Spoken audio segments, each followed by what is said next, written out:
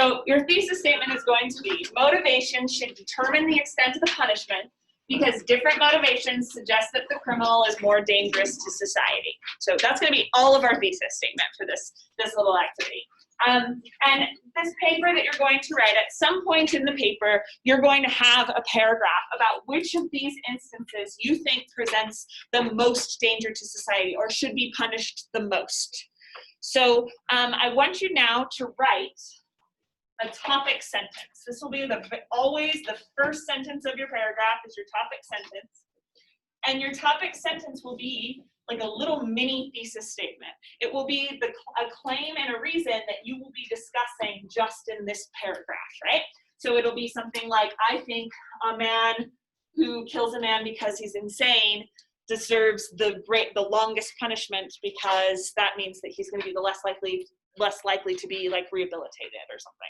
I don't actually believe that, by the way, but I just sort of randomly thought of one. So you still have a claim, you still have a reason, but it's just going to be a little bit more narrow than the actual thesis statement, and that's your topic sentence. Does that make sense?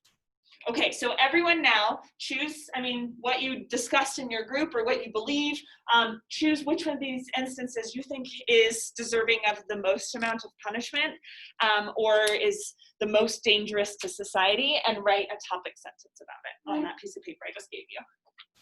So do we have to write the thesis as well? No, I wrote the thesis, so you'll just be supporting my thesis. Yeah.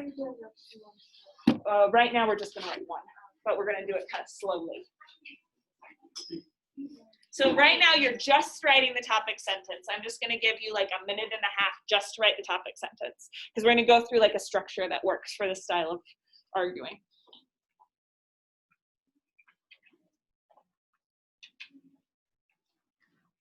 So which crime deserves the most amount of punishment and why? That goes into your topic sentence. Out of these, we're going to stick with murder. Murder.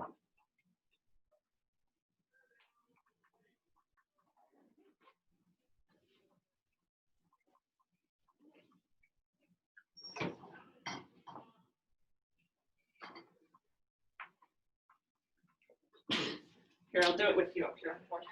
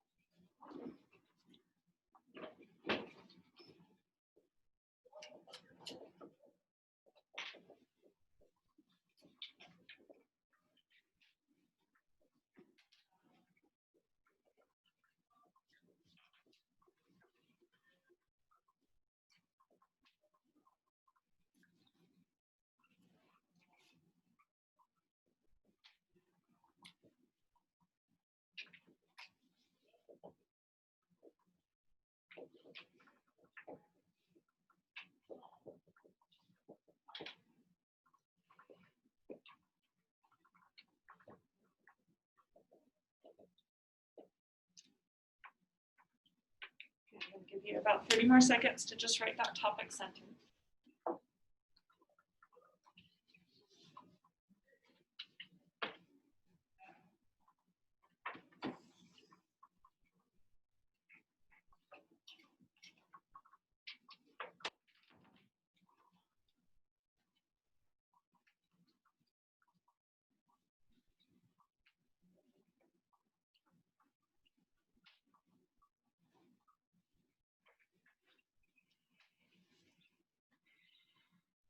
Okay, let me show you mine just as a way of example. I said people who kill out of passion need to be, and I said people because men, women seems the same to me, who kill out of passion need to be punished more severely because their lack of self-control indicates a likelihood of recidivism. Recidivism is like their likelihood to do it again. So that's my topic sentence. It has a claim. And then it has this word because, and then it has the reason. Right? And you want your topic sentence to have a claim and a reason because each paragraph is like a little mini argument, right? And you won't have much to talk about if you only have the claim up front.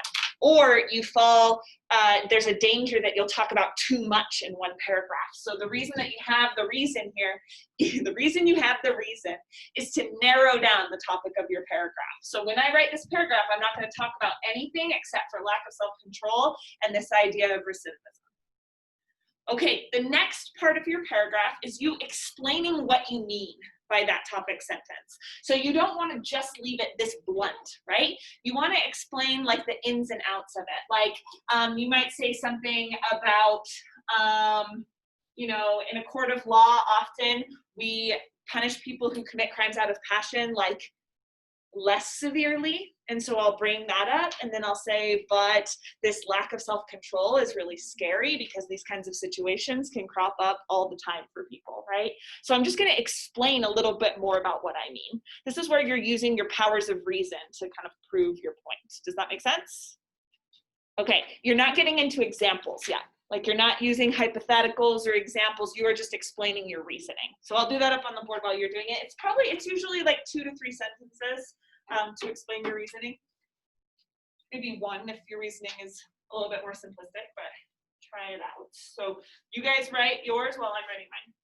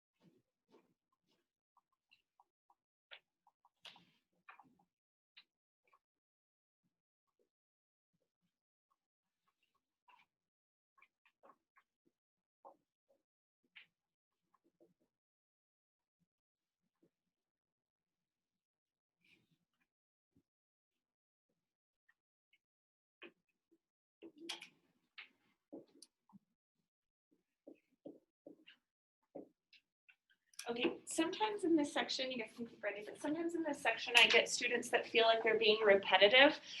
There's a chance that you're being repetitive, but sometimes that means that you're just connecting the dots for your reader.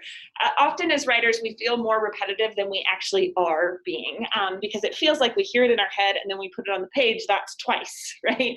But for your reader, it's just the once when they read it. So this is the part where you're really connecting the dots between your reasoning for them. So up here I wrote, often in a court of law, people who commit crimes of passion receive a less severe sentence, but their inability to control their actions in a high-pressure situation means that their power of reasoning do not fully influence their behavior.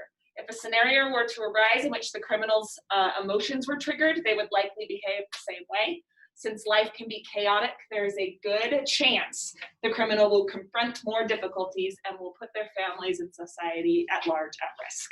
So I'm kind of showing how I get from passion leads to lack of self-control, to go back to my topic sentence, leads to likelihood of recidivism, right? So I'm kind of guiding them through that reasoning. Okay, how many of you guys are done with this part? Raise your hand. I am. Okay, if you're not, you can come back to this, but I'm going to move on to the next part. So this is the part that we really need to focus on today. So far, this is very similar to an analysis paragraph, right? Like you're just explaining your ideas. But in an argument, you need to provide some kind of evidence. And there's multiple ways to go at providing evidence. Sometimes you're going to have sources in front of you, and you can do a ton of research and you can back it up with statistics and facts from history and, you know, all sorts of like good stuff that way, your textbooks and whatever. Sometimes though, you are in a scenario like you are in your symposiums where you just have to argue and you just have to pull from your understanding of the world to make these arguments, right? And you don't have a chance to get onto Google and, you know, really quick check on something. I'm in these scenarios, like this is like Thanksgiving dinner, I feel like, you know, you're in the scenario with your racist Uncle Bob or whatever, and you have to, immediately come up with the reasons why he's wrong. And I don't know about you, but I really struggle in that situation, trying to think of like all of the stats and whatever that I've encountered over the years. But you can always use your own understanding of the world to back up your arguments. So this next part of the paragraph is where you include your evidence or your examples. What kind of evidence or examples could you provide for your topic sentence to prove it? Well, one thing you could do is just personal stories. If you knew somebody, now we're getting really dark. If you knew somebody who was murdered or was a murderer, you could rely on that kind of personal experience. But you don't even need to take it that far. Like if you know somebody who loses their temper a lot, right? You could use that to explain how somebody might do that over and over again, how it becomes a kind of habit. And that could work for an example. What other kind of evidence or examples could you use to back it up? Kale? Maybe like research that you've done in the past. Yes, Might not good. be like full of stats, but even like a vague understanding in your paper. Absolutely, you don't have to quote something to cite that research and what you've understood from it, right? So you might say something that it's from something that you've read then in the past and that you remember. That's like what school is for, partially. What other kind of examples could you use, do you think? Could you use pop culture? You can. Yeah, you totally can. You can use pop culture as long as you stay academic about it. Because the reason that it's popular is because we recognize a kind of truth in it as a society, right? So you could cite something like The Hunger Games or, you know, Law and Order or whatever, as long as you were staying academic about it. Your language was elevated and you were saying that this is something that we kind of agree on as a society. What else could you use, do you think?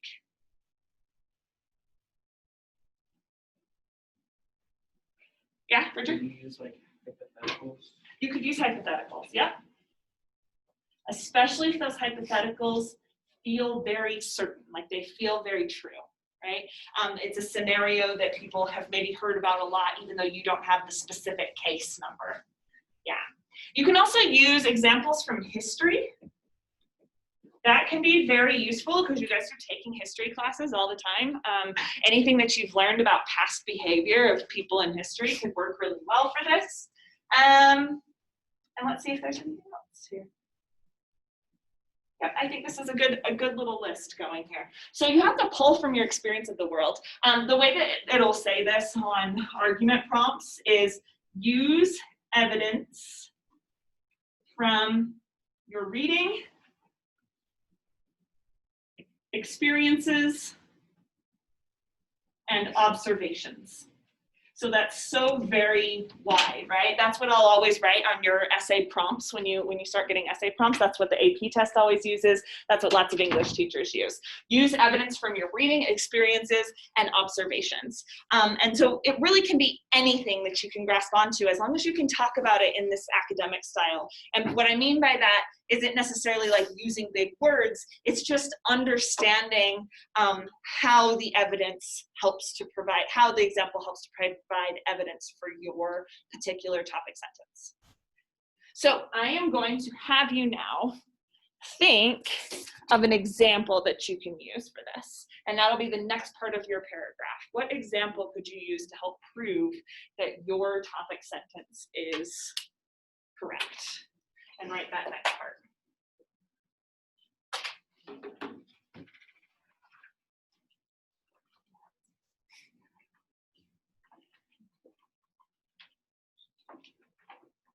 So I have written myself in the corner. You can use the word I if you want to in these style of paragraphs, especially if you're talking about personal experience.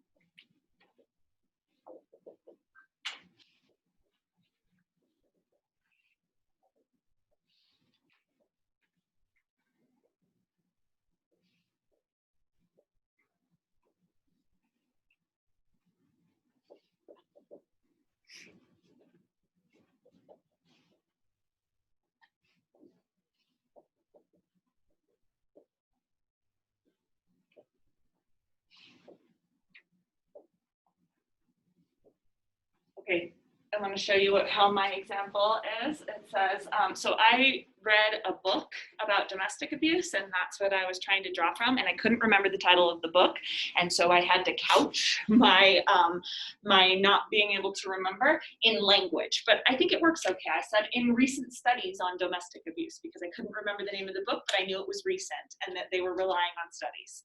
I said it has been revealed that abusers will continue their behavior even after the authorities have been called. Abuse victims often express fear of reporting because they know that their abuser's emotions are so out of control that a stern warning will have no effect. This has been a situation that has been exacerbated by the legal system, which often dismisses the causes as aberrations, like out of the normal. The lack of punishment will sometimes tragically lead to the death of the victim, a death that could have been prevented. Okay, so do you notice in my example how detailed it is? It's important that it's not just, I knew a kid once who, you know, I don't know, why did I choose such a dark topic today? I knew a kid once who, I can't even think of anything that isn't just like so horrifying that I don't want to say it out loud. That's how my brain is working. Let's talk about Ted Bundy instead. You might say, right, Ted Bundy here, you know, a light topic. You'll be like, oh, and Ted Bundy killed a lot of people and we should definitely punish serial killers more. Okay, if you were to state it in this way, where it's just like, you should know, audience, exactly what I mean by this example. I'm not going to tell you what I mean. You should just know. It's not going to be very strong argumentation, right? You've got to walk them through it the same way you walked them through up here. So for the example, you walk them through how it proves every part of your topic sentence. Okay, how many feel like they are done doing that? All right, I'm going to give you like 30 more seconds for those of you who aren't to finish that part up. For everybody else, just hang tight for a second.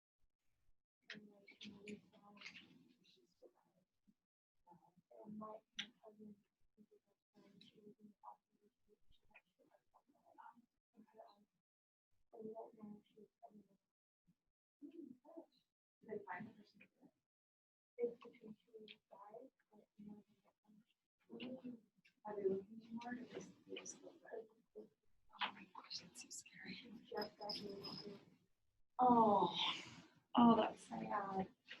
Yeah, these are not like that. That's a lot.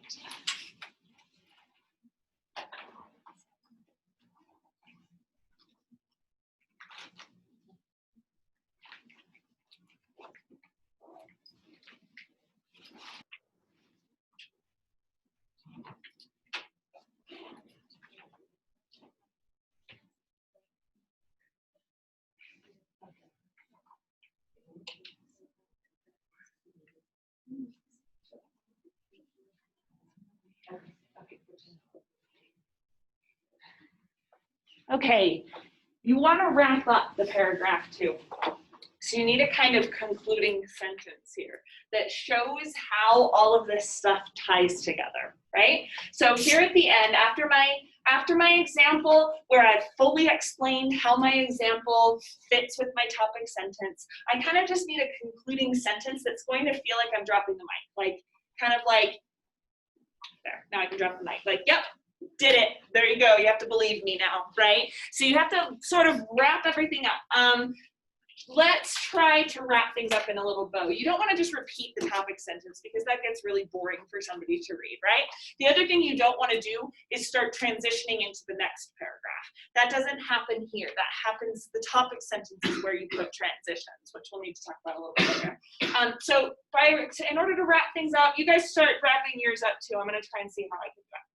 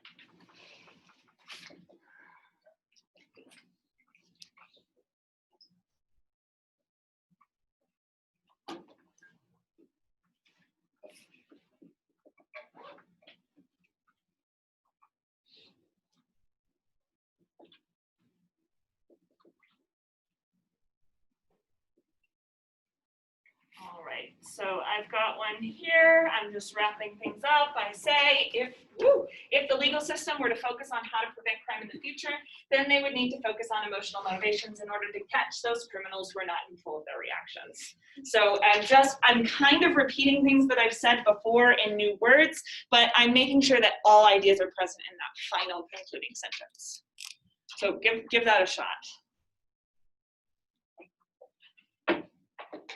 Drop the mic? Yeah. Awesome.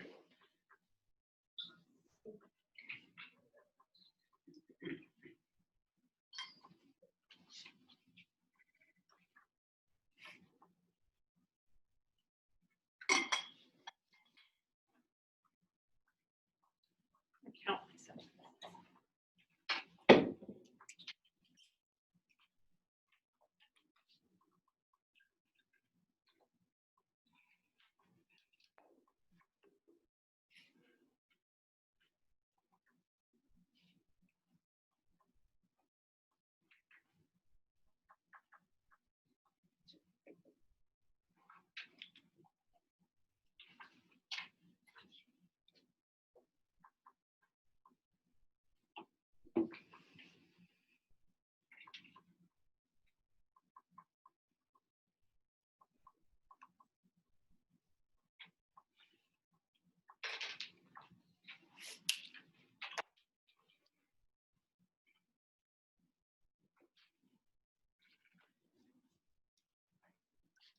Okay, I always usually in 10th grade classes get the question like how many sentences should our paragraphs be? I kind of want to move beyond that at this point. So some paragraphs it makes sense that there's 6 sentences, right? Other paragraphs it makes sense that there are 14 sentences. It's all dependent on what your topic sentence demands of that paragraph. If your topic sentence is super, super narrow, then maybe it was in your interest as a writer to have a really narrowly focused, punchy paragraph, right? But if your topic sentence is more broad, then that paragraph is going to get really, really long. That might be a sign that you need to revise the topic sentence, but it might be really long, right? So I'm not going to tell you anymore, oh, your paragraphs have to be 7 to 8 sentences or something like that. Instead, I'm going to focus on if the paragraph is doing what it is supposed to be doing, which is proving the topic sentence. Mine here is 9 sentences. That felt good for the idea that I was representing in my topic sentence. Probably if I were to revise, it might get a little bit longer, but I like it the way it is. Some of my sentences are quite long, but if this had been, if I had combined a couple more sentences and it was only 6 sentences, that would have been fine as long as it was proving the point in my topic sentence. Okay, so that's kind of like a new direction for class. I won't make you hit a certain amount, but I'm going to be reading the paragraphs to make sure that they're good, solid paragraphs. When we talked about analysis, our acronym was TICA. It was like topic sentence, introduce the quote, analysis. For this one, it's more like TIA, which is not a good acronym, which is why I don't really care to do it that way, but the E is for examples. But it kind of works in that same format, right? You're kind of introducing the example, you give the example, you say how it's going to prove your topic sentence. It goes in that order still. Okay, so you guys are in groups still, right? You're sitting with your groups?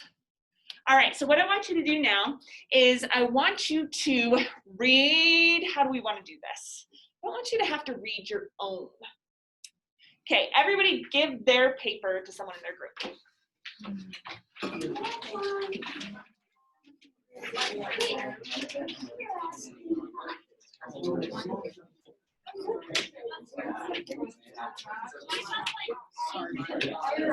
All right, now here's the part that you're really not gonna like. I do this sometimes with writing students because it helps you see where your grammar's a little wonky when someone else does the reading. So you're going to now read the paper you have in front of you out loud to your group. So you'll read your partner's writing. And the partner will just be like this. It's okay. We're all doing it. We all know it was a first draft. It was also handwritten. So like whatever mistakes there, I just be like, oh yeah, you can't read my handwriting. It'll be fine. Okay, so you guys are gonna read it. And then as a group, you're gonna discuss two things. You're going to discuss the structure. So you're gonna say, one, did the structure work in that paragraph? And two, did the example work? So did you think that this was a really good example for proving what they were trying to say? Did they explain it really well? Or did it feel like maybe a little bit too blunt or a little bit too simplistic the way they explained it? And you guys are gonna take it turns doing each paragraph. Haley? What if the person arrives like we don't have enough time to do this perfect? Oh, that's okay. Then just say, ran out of time, let's judge it based on what they have. Yeah, good question.